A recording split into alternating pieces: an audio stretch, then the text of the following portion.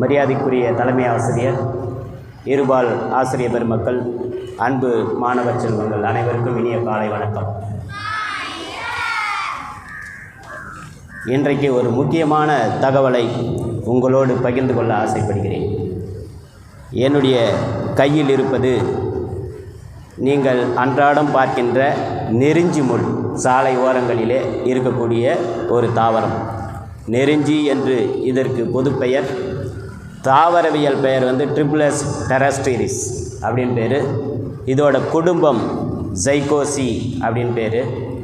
So எதுக்கு நான் சொல்லணும் எல்லாருக்கும் அப்படின்னா, இதில் ஒரு விஷயம் இருக்குது.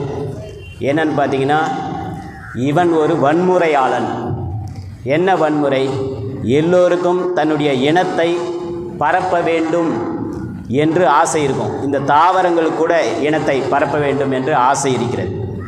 இந்த தாவரம், இந்த நெருஞ்சி முள்ளானது என்ன செய்கிறது என்று சொன்னால், இதை பரப்புவதற்கு ஒரு வன்முறையை கையாளுகிறது.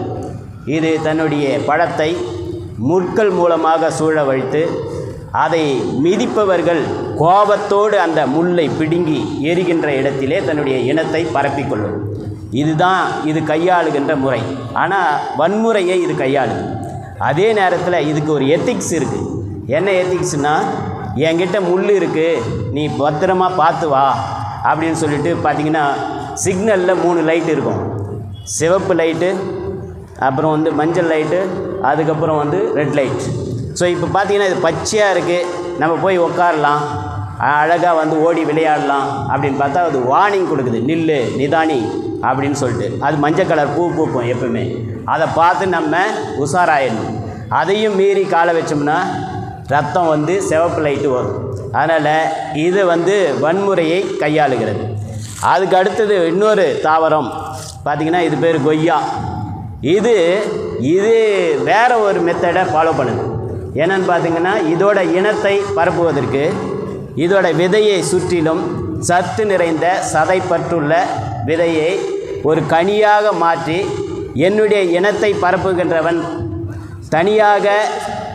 தனியாக பரப்ப வேண்டாம், இங்கே நல்லா சாப்பிட்டு அந்த பழத்தை சாப்பிட்டு அந்த விதையை போடுங்க, அதன் மூலமாக என்னுடைய இனம் பரவனா பரவாயில்ல அப்படின்னு சொல்லிட்டு இந்த கொய்யா என்ன செய்யுது, ஒரு நல்ல ஒரு வழிமுறையை, எல்லோருக்குமான பிடித்தமான வழிமுறையை பின்பற்றுது. இதில் ஒரு எத்திக்ஸ் இருக்குது. நல்லதை மற்றவர்களுக்கு செய்கின்ற போது அதை எல்லோரும் கொண்டாடுவார்கள். அதனால தான் கொய்யாவை எல்லோரும் வீட்டில் வச்சு பாதுகாத்து வளர்த்து பயன்படுத்துகிறோம். ஆனால் இந்த நெருஞ்சி முள்ளை யாரும் அப்படி பயன்படுத்துறதில்லை. ஆனாலும் கூட நெருஞ்சிக்கு சித்த மருத்துவத்தில் மருத்துவ தாவரம் இது. அது என்ன அப்படின்னு பார்த்தீங்கன்னா, நிறைய சிறுநீரக கோளாறுகளை இந்த நெருஞ்சி முள் தீர்க்கும். இதனுடைய வேர் கசாயம் சிறுநீரக தொற்றுகளை தவிர்க்கும். அதே போல் கல் எல்லாம் கரையும். இந்த நெருஞ்சி முள்ளை கசாயம் வச்சு குடித்தாச்சுன்னா இந்த கல்லெல்லாம் கரைஞ்சி நல்லதை கொடுக்கும். ஆக எல்லா தாவரமும் யாதாவது ஒன்று மக்களுக்கு கொடுக்க வேண்டும், செய்ய வேண்டும் என்று எண்ணுகிறது.